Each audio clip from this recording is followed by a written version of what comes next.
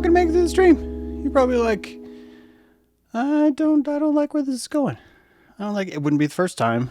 Let's see if you make it. Oh, John. Oh, Masha. Oh, John. Oh, Masha. Deuteronomy 7:3-4, neither shalt thou make marriages with them. Thy daughter thou shalt not give unto his son, nor his daughter shalt thou take unto thy son. Now, not only did they do a lot of like thou shalt, one of the cool things about Jewish tradition is that they, using the oracle mythology, something we talk about here a lot, welcome to James True Live, they are using that to understand that there's a matriarchal component to their genes. I don't know how they knew that. Some of you are like, it's a secret time capsule, and they made a pact with a certain individual who shall remain nameless, and that pact involved them creating Hollywood, and you've got this great story. Seriously, it's like amazing. It also could just be the oracle mythology. It could just be that if you listen to yourself, you find that you can kind of figure things out. This is one of those. In sexual reproduction, the mitochondria are inherited from the mother. Mammalian mitochondria in sperm is destroyed by the egg cell upon fertilization.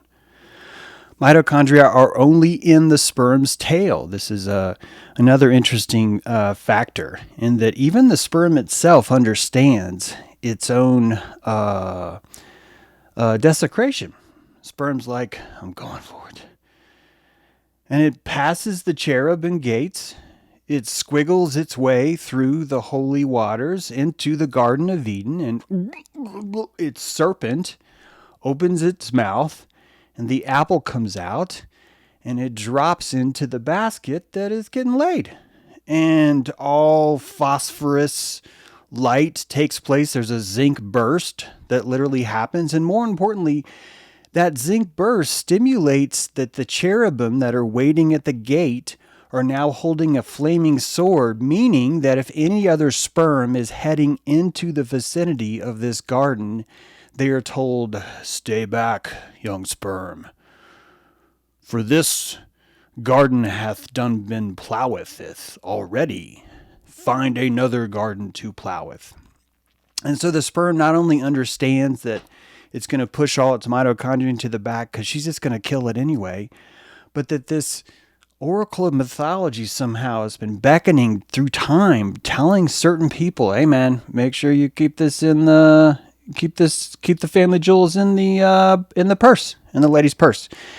And this is particularly fascinating, especially as we get into to what we're about to discuss.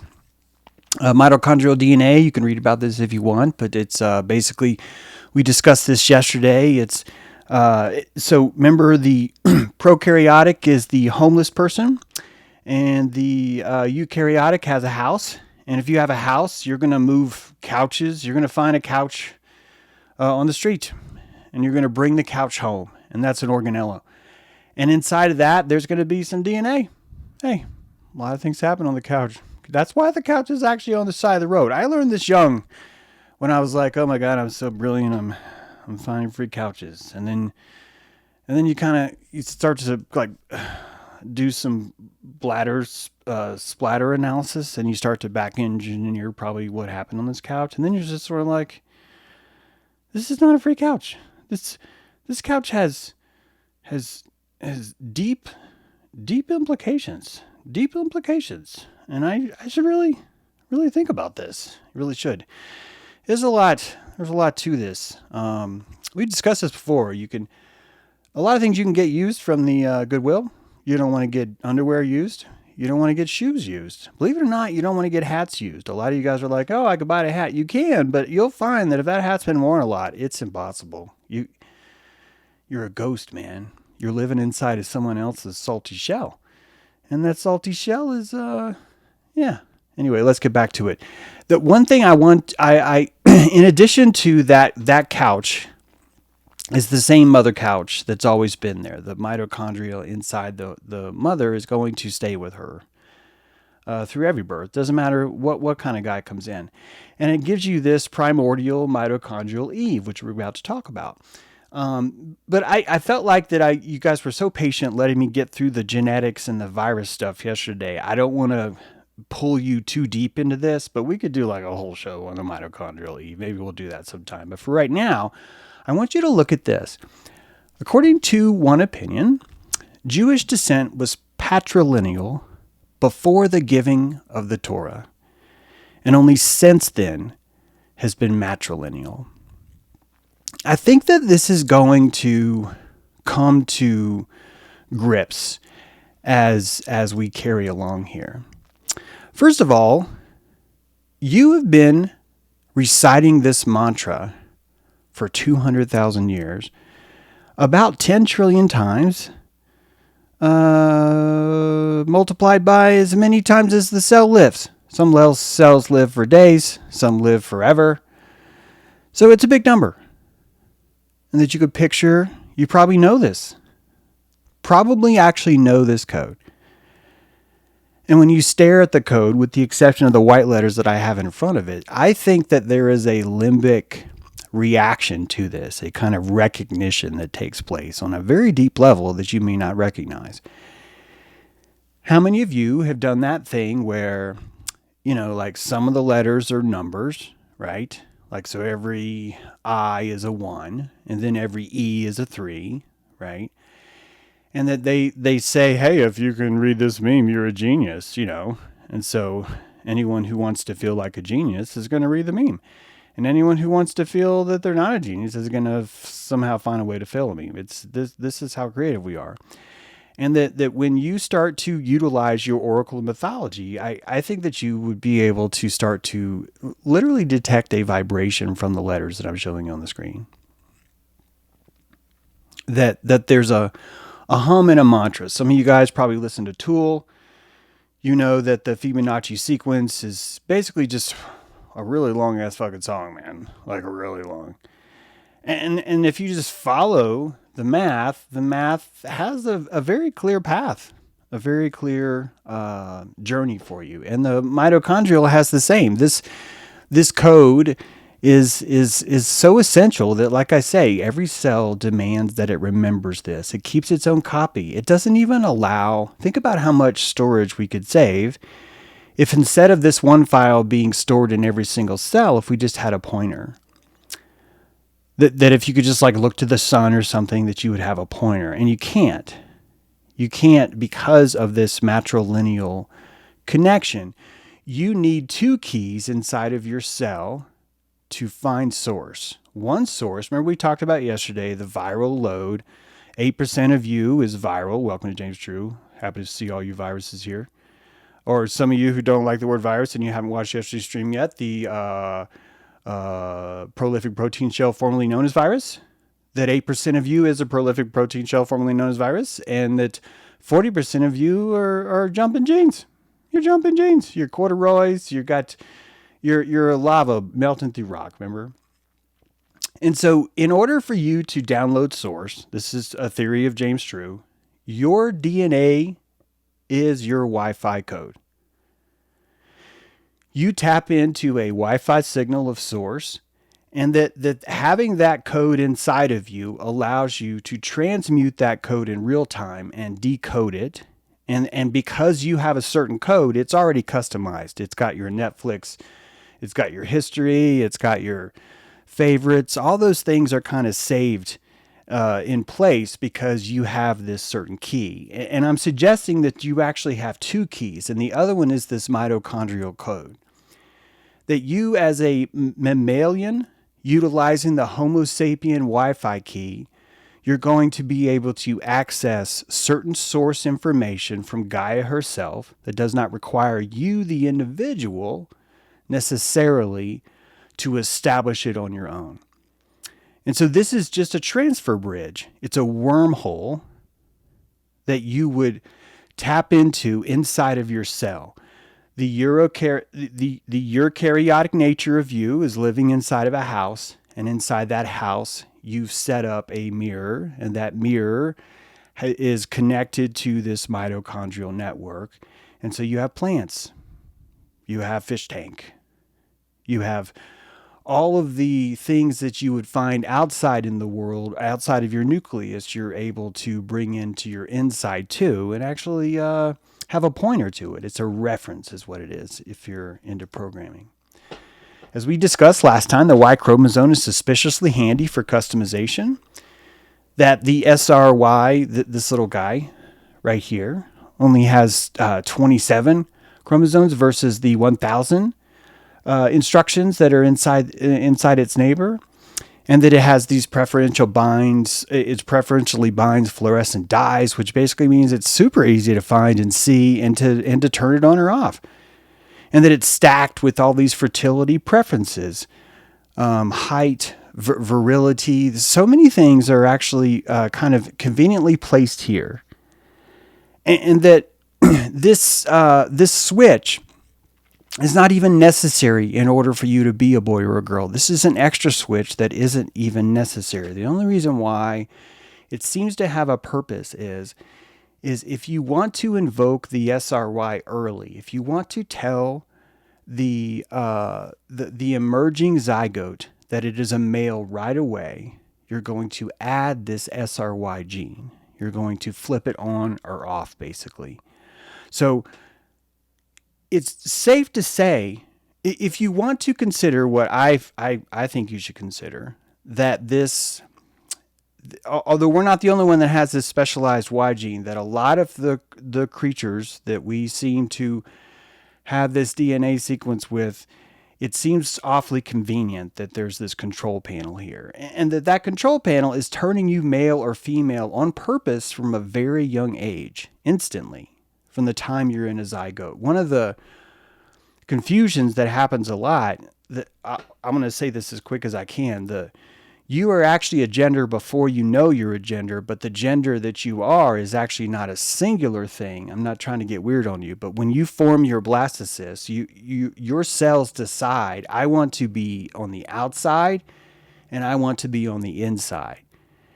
And that city that you build, this nebulous egg that has an inside and an outside, that's the very first expression of gender, that the cells inside of the blastocyst, the pre-zygote, had to make a decision. This is the Titans, the Greek mythology of the Titans, believe it or not. And Athena is split out of the head of Zeus. And every time you chop off someone's arm, just another body part falls out. And that this is just a living manifestation of meiosis, not mitosis, the splitting of the cells before it's a blastocyst. And so it's shown in the daughter cell. The daughter cell herself is ripped apart. She doesn't have a child. Half of her body is ripped apart and another cell is formed. That's just called meiosis. When mitosis kicks in, you've already defined an interior wall and an exterior wall. And technically, those are gender. Now, as you prepubescently grow, your entire organism is expressing a male-female characteristic right away, before it has to, before it needs to, specifically because you have this SRY gene. It's very much kind of looking up going, somebody doing that on purpose? Is it why do I have a switch inside of me? And it's very interesting, especially when we start to invoke this oracle of mythology, and just reread the Bible.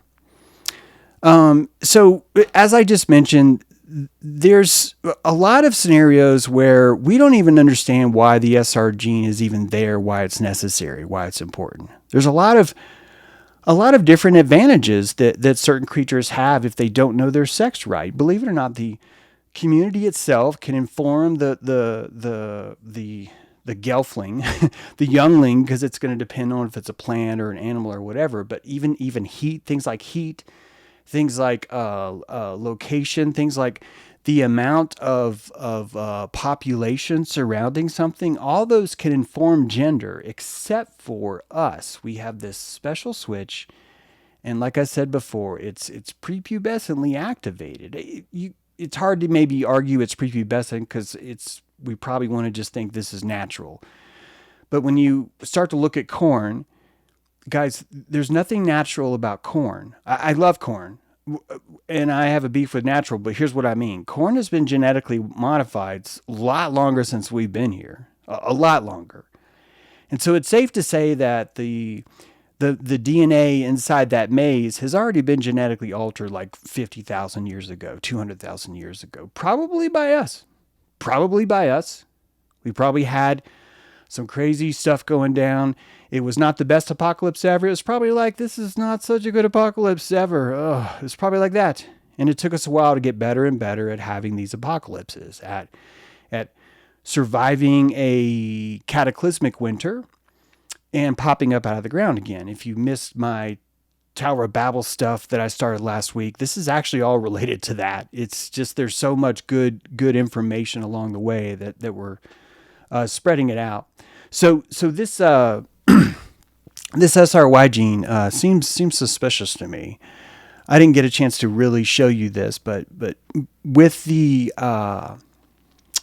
playing around with that, you can actually turn that switch on or off or modify it, and you end up with a rat that has testes and ovaries. That both sets of gonads, the male gonads and the female gonads, are expressed and fully operational. And you might say, well, that's genetic Frankenstein. It's like, yeah, it is. So's corn. So's corn. So's the SRY gene. It really is. It really is. So let's get to it.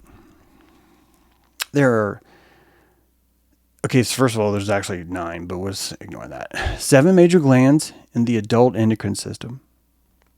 If anyone wants to prune my lips, I've left out the one that goes away once you enter into adolescence. That's why I said adult.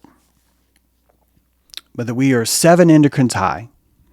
We have a pineal gland, we have a hypothalamus, we have a pituitary gland, we have a thyroid gland, we have adrenal glands, we have a pancreas, and we have gonads. Those are 7 different chakras, 7 different zones. Now, next to this on the slide, if you're listening to a podcast, thanks for listening, is the Vitruvian Adam. This is the drawing by Da Vinci, and it's called the Vitruvian Adam because he was actually just taking notes on the work of Vitruvius. Vitruvius had written a parable to beauty, and in this parable, he had outlined what the perfect stature was for all things, whether it be architecturally, whether it be in society, whether it be even the shape of man himself. And Vitruvius said that the perfect man is 8 heads high. He's 8 heads high. And Da Vinci played with that ratio and drew this sketch, which I know that you've seen before. It's this double. One man is inside of a circle, another man is inside of a square. Now, taking the oracle mythology, which we talk about a lot, if you're new to me, you're going to have to kind of put an asterisk by, okay, what the fuck is that? But if you take the mode of oracle mythology, one of the reasons why we find this picture so beautiful is because Da Vinci was tapping into the oracle and we see it. And what I see when I look at this is the chimeric Adam Kadmon, the original Adam. This is not a James True thing. This is some of the dankest, oldest religious texts you're going to find describes this. And when I revisited those texts and looked at Vitruvian Adam, it struck me pretty profoundly that this is what we're looking at here.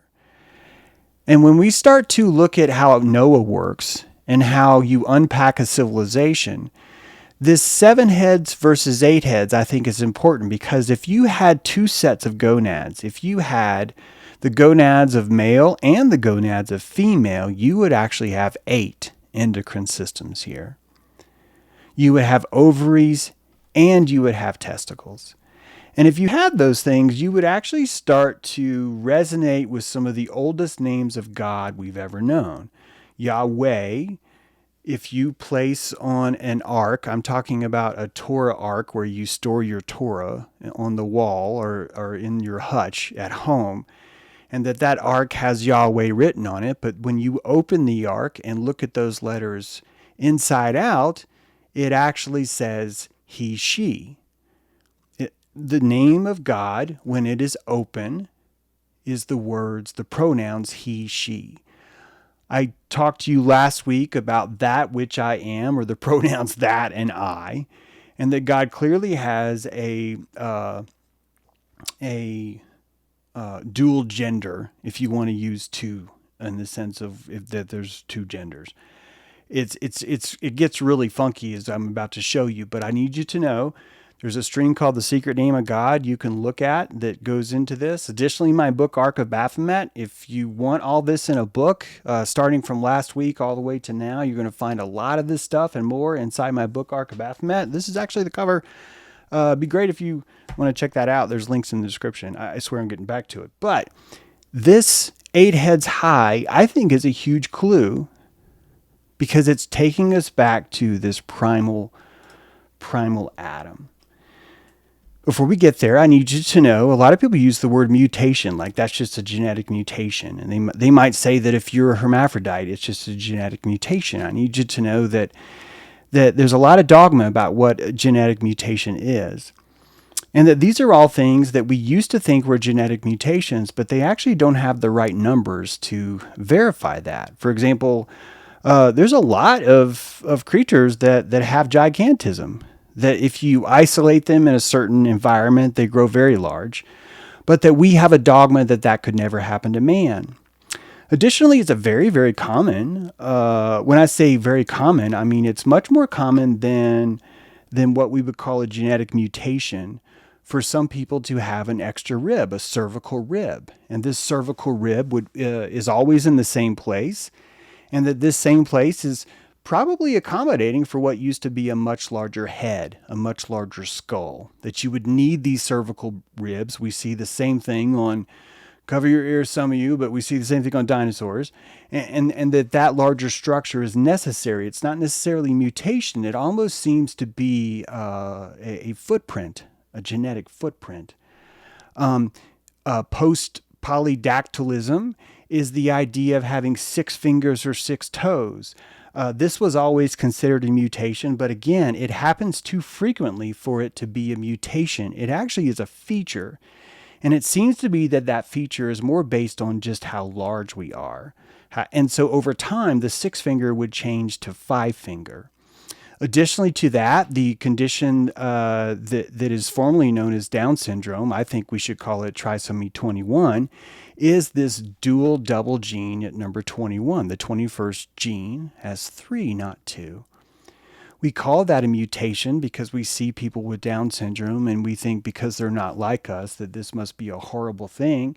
And I'll frankly tell you that it's certainly impossible to imagine how a Down syndrome person could survive in this world by themselves, but that does not necessarily call or mean it's a mutation. It very well could be that society has gotten so voluptuous that it is capable of expressing more of its code, and that one of the ways that it would have that is it would create these little berries of highly empathic people that rely on the rest of society to survive, and that what they see and what they feel are seen as shamanistic energy that we would insert. I don't think we have that right now with Down syndrome people, but it's because all of these things are considered mutations, and that actually scientifically is not even the right word.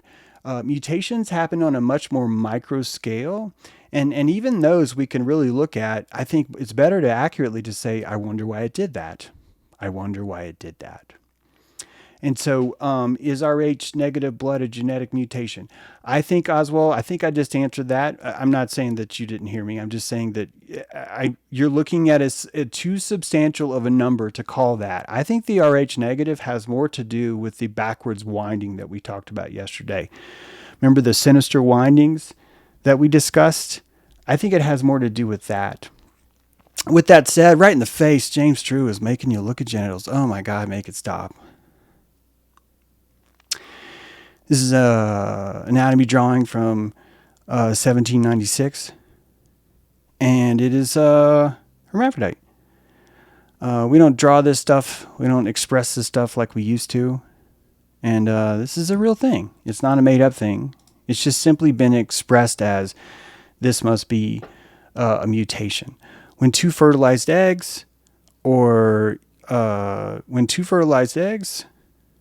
embryos of opposite sexes fuse to develop into one baby, the baby mammal, which comes as a gonad of both sexes, is referred to as a true hermaphrodite.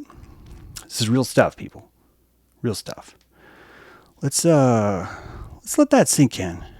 All that to say, we're back. We're talking about hoo-hoos and woo-woos and hermaphrodites. I just told you that hermaphrodite is actually a pretty standard thing. And then some of you are probably like, oh, but this is just game. It's the LGBTQ F564 is 9420, blah, blah, blah. And you're just like, yeah. I've been there too, man. I spent a lot of time on that island. I was just like, let's kill some LGBTQ straw man. And we were just like waiting for the straw man. We're just like, kabam! Oh, look at that straw man. Oh, kabam! You got blue hair, kabam! And it was, that's what we did to cope with COVID. While they were closing down the country, while they were looking at the country, you and I were shooting tranny straw men. And I'm kind of embarrassed by that. This is how you learn. I have a butt crack. And that butt crack helps me grow. It's my sail. It leads me to shores where I understand things more. And what I'm trying to tell you guys is, and by the way, if you want to keep shooting blue hair straw man, they want to be seen. So you're helping them. They want to be seen. But with all that said, this is not new. Hermaphroditus is all over Greek and Roman culture.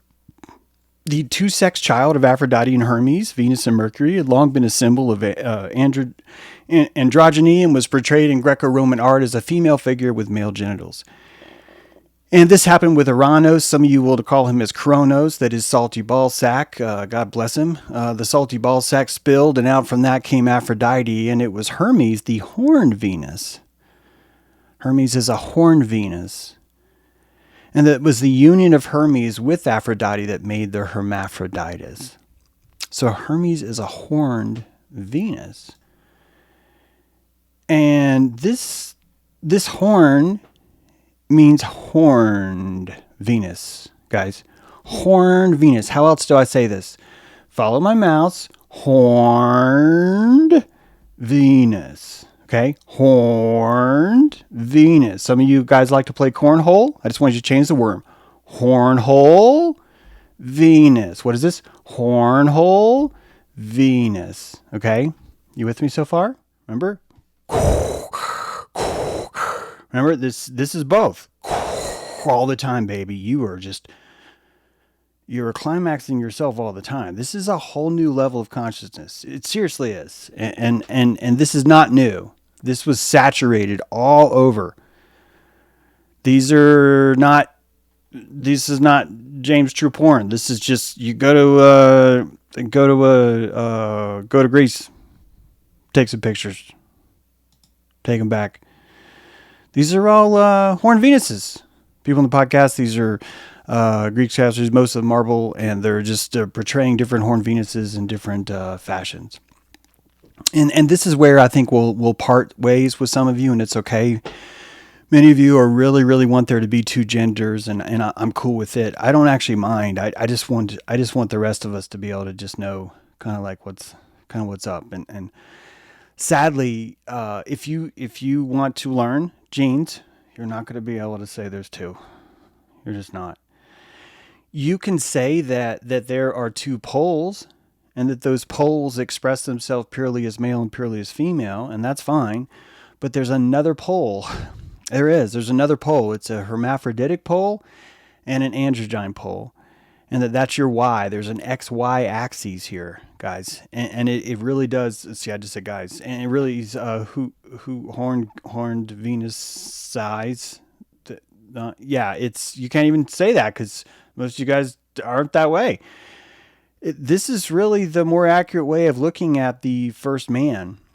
I think right now that our culture is inside of a male-female paradigm because that's the vibration that works, and that vibration is necessary to proliferate a species. And I think that once enough people gather into a city like Rome, like Greece, like San Francisco, that something in the soil changes that polarity and it starts to go vertical. And by going vertical, it's actually this. I know you guys have to know this, that when pigs are inside the same living conditions and they're too tight, they clean themselves out. They 70% of them die. And that they do that the same way that we have electrical vibrations called yellow fever, called Spanish flu. And that the reason why those pandemics hit, the pox itself, for example, hit the big cities so much is because the vibration, the smell of the opacity of humanity starts to realize I need to pinch this off. I need to separate and slow down my fertility vibration. And you do that in a couple of ways. The hermaphrodite is full on because it's selfing. You're going to be able to self yourself. Like is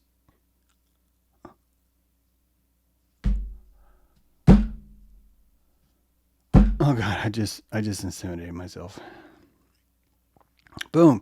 No date, no arguments, no hope chest. What the fuck is a hope chest? No ring, no nothing. No, can I get your approval?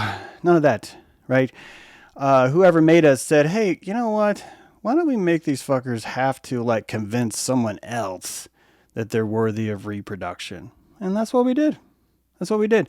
So now you're here and you can self yourself, but it doesn't do any good, right?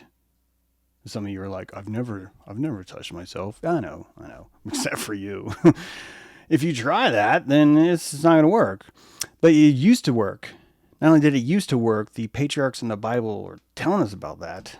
And I probably need to get jumping to tell you about it. But this is so important because if you want to understand what's going on right now, I think it's this, guys. I think that we are moving into a different vibration. And that vibration really is based on how many people we have. So just hear me out, okay? There are 4 modes in nature. And I didn't actually say gender. There are 4 modes in nature. And that mode would be in a way of expressing yourself into the world. And that some of those modes actually are hermaphrodite and androgyne. Just because we don't see a lot does not mean it's not natural. That's a fallacy. That's never actually proved to be accurate to say that. So there are 4 sexes, 4 paradigms of sex in the Vitruvian man. And here's what I want you to think about what gender is. If you look at the taxonomy of identity that I've got here, at our base, we are eukaryotic. Remember, we talked about that. We all have homes. So that's our domain. We are of the kingdom Animalia because we animize our world. It's not, that's why I'm going to say it. We're of the phylum Chordata because we understand music. Again, that's not why. We are of the class Mammalia because we love boobies. Again, that's not why. We are of the order Primaias, and I don't know what that means. And we have the family Hominidae, and then we have the genus Homo, then we have the species Sapien. And this is a brilliant way. There's nothing at all wrong with clarifying this, but that there's one more level on top. And that level on top is actually you.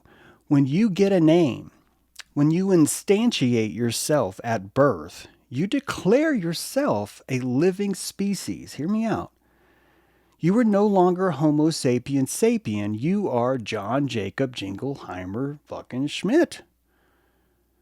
And that is its own classification, but we do not have a classification for the individual yet. We do not have that, but you do.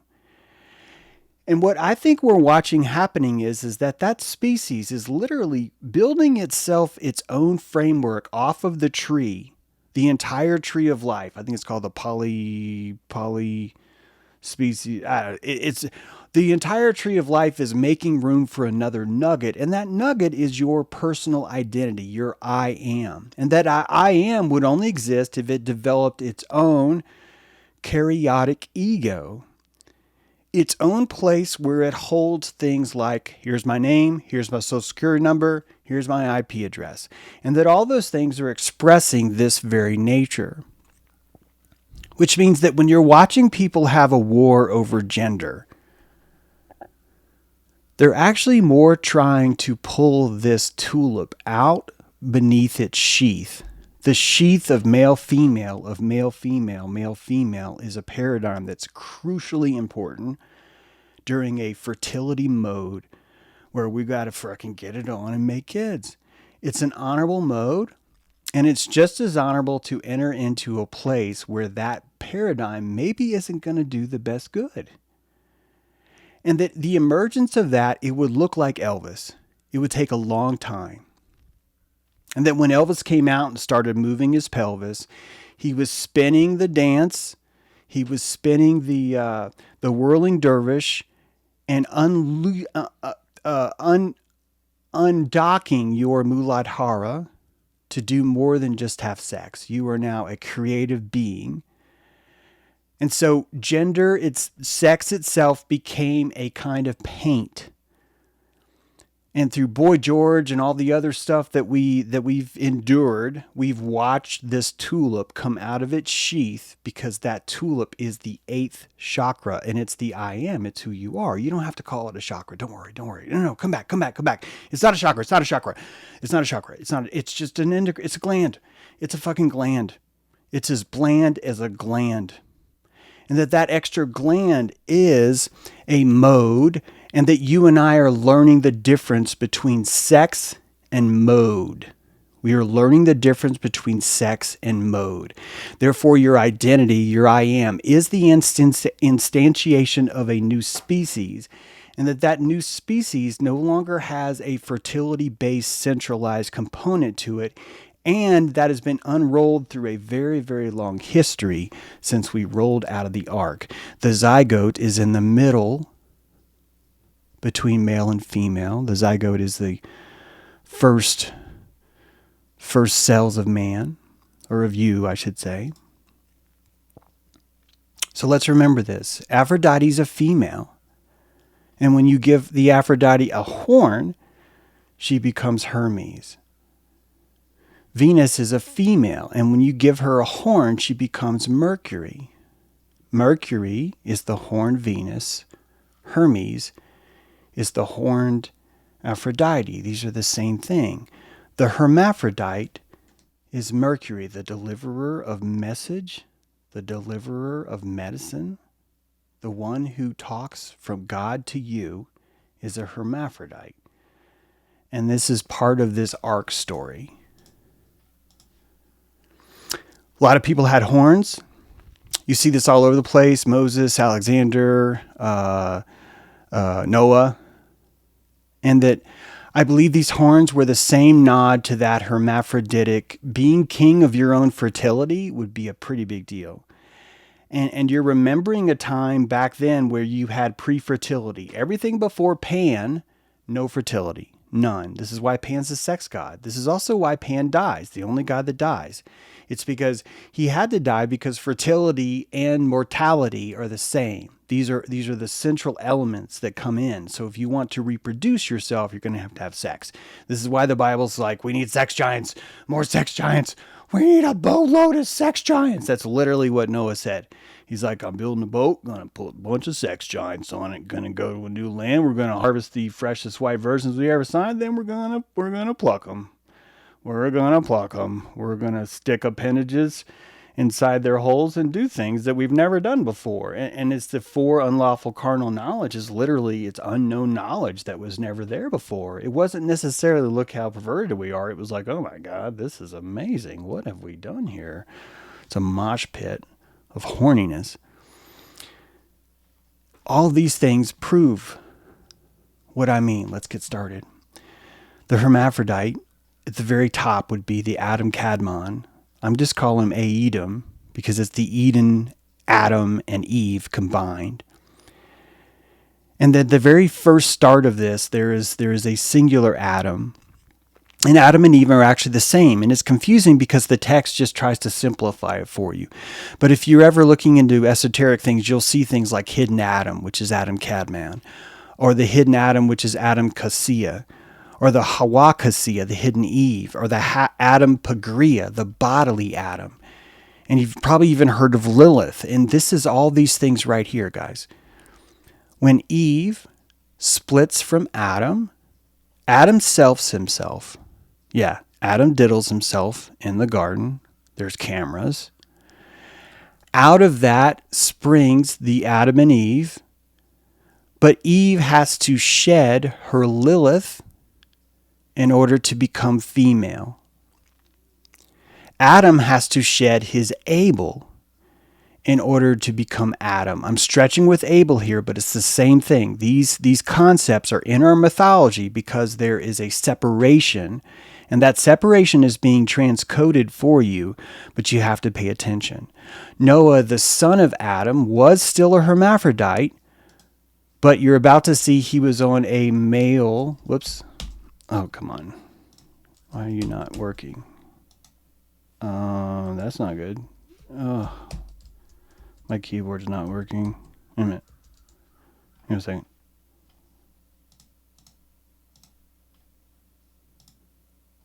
The Noah is closer to male, and we're going to find out next time. We're going to do the entire show. It's going to be nothing but Noah and Ham, and I've all this is kind of the prerequisite to that. But you'll see how all this ties together. As I said last time, The Apocalypse of Adam is a book discovered at Nag Hammadi, and it does talk about what I just told you, that the Yaldabaoth became angry and divided them into two aeons, meaning that he applied heat. And through the separation of the heat, he took the sides of both and created this mortal version of this. The Strong's Hebrew, the true definition of male and female are piercer and womb created he them, one who pierces and one whose wombs.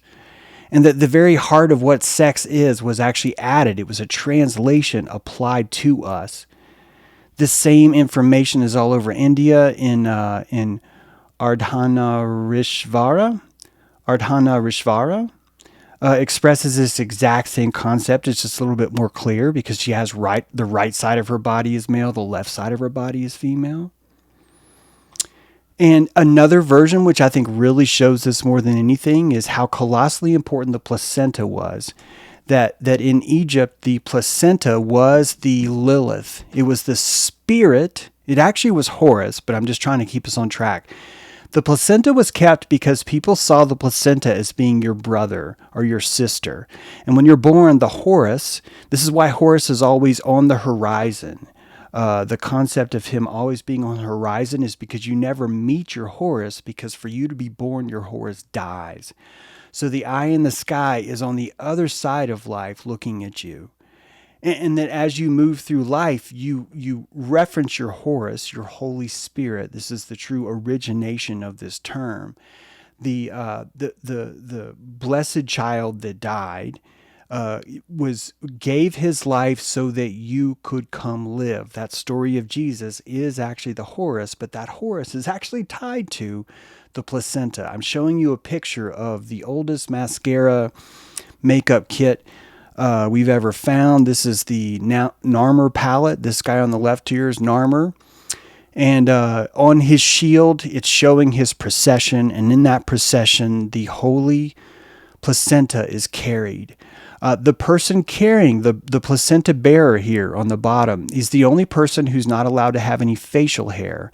Every single piece of hair is shaved because it represents the young Horus, the baby Jesus, the one who gave his life so that you could live. This is all straight from this Kadmonic conceptual idea of Adam stepping down into these things and shedding these parts. As I said yesterday, a side of Adam is not a rib. It actually is just a side, which means the entire face. And I think more importantly, Adam is not used as a proper name until Genesis 4:1. That if you look at the Hebrew, it's actually not considered a proper name. It's more of like a noun. And that it's only until Genesis 4:1 that Adam actually becomes instantiated as a man. Remember that word, instantiated? As a, what did I just do? Sorry, I am having some trouble clicking here. Remember how I told you about the abstantiation, that you get abstantiated when you develop your name. And so too is when Genesis 4:1 comes. I'm trying to get there. When Genesis 4:1 come, you are instantiated. He's instantiated for the first time, which is why he gains a last name. It's going to be any second now. Okay, and that's Genesis 4:1, which is right here. And Adam knew Eve, his wife, and she conceived and bare Cain, and said, I have gotten a man from the Lord. Did you hear that? She said, I have gotten a man from the Lord. This is the first conception. This is the first conception through not selfing. That what makes this special is that the fertility has been instantiated. The nudity, the attraction of the sexes has been installed and invoked, and it's working. But it has problems in the beginning. And to verify this more, Eve is mentioned as a he so many times. In Genesis 2:2-3, if you read this Bible, you won't catch it. But if you look at the Hebrew, it's right there. And Hebrew scholars will even say the Hebrew phrase, and it's listed here, literally translates as he will be called out woman. Meaning that when Eve is made, Eve is referred to as he. And it says either the he is an error or should be she. And it would be an error if we were thinking in our fertility regular way that we do things now. And so this is another clue. This is inside of Genesis 2:2-3. You can check that out yourself. Look it up on Strong's, and it'll show you that. Another situation where Eve is listed as he is in Genesis 3:12. The man said, the woman you put here with me, she gave me some fruit from the tree, and I ate it. But actually the she is a he. The American English corrected that. King James corrected that. The Latin corrected that. But the original actually didn't say that. Rebecca is actually a boy. She's referred to as a boy and the boy in several different ways. And if you're looking at the horn Venus, that would still fit. A horn Venus would be satisfied as a boy. It would depend on their mode that they're operating under. When you go to Egypt, remember the story? Go to Egypt and tell them you're my sister, man, because if they find out that you're not my sister, they will kill me. Now, we're told that's because you're beautiful, because Rebecca's beautiful, or Sarah's beautiful. It's Rebecca. It's one of those. One of that his wife is beautiful. And that word beautiful could have actually just meant if they find out you're a hermaphrodite, we are fucked. If they find out that you are of holy lineage, that you are a horn Venus, something will happen to me. And that's probably a better interpretation of what that says.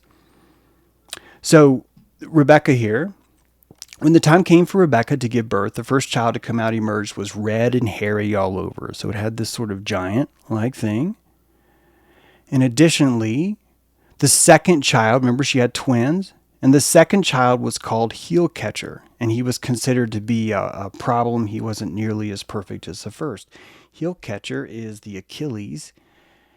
And that in primordial man, the giants did not have the Achilles heel. We just look at the archaeology that Neanderthal did not have this ability to run. Not only were their feet flat, but they lacked the Achilles tendon, which gives you spring.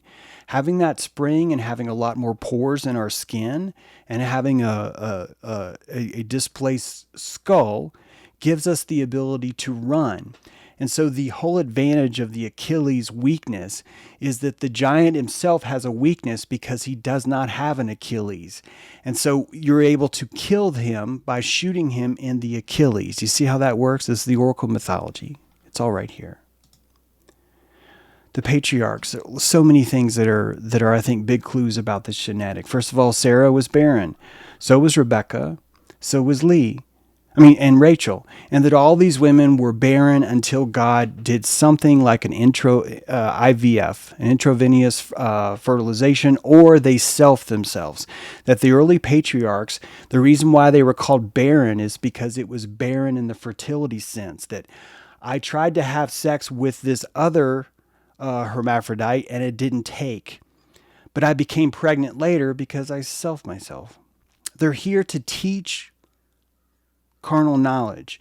They're here to install sex as a way of reproducing. They don't have to do that, but they're doing that because it's in their genes. The Noah gene is telling them, dude, this new crop needs fertility, and you have to unwind it. Sarah was able to give birth to Isaac at the age of 90 through divine intervention. Sounds like IVF to me. Abraham described Sarah as both his wife and his half-sister. It's, again, another clue that something's going on here. The Midrash, when Sarah was 100, she was described as being pretty as 20 years old. When she was 20, she was seen as 7 years old. This is that virgin that's there to take the new seed.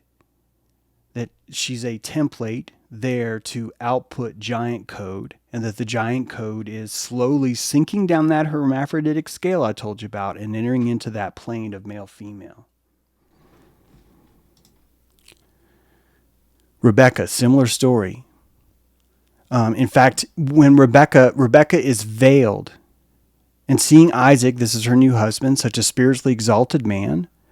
Keep in mind, seeing Isaac such as a spiritually exalted man, if you watch my Ark of Baphomet Friday, you know that spiritually exalted man means Priapus. She saw Isaac in the field, spiritually exalted. She saw his masculinity.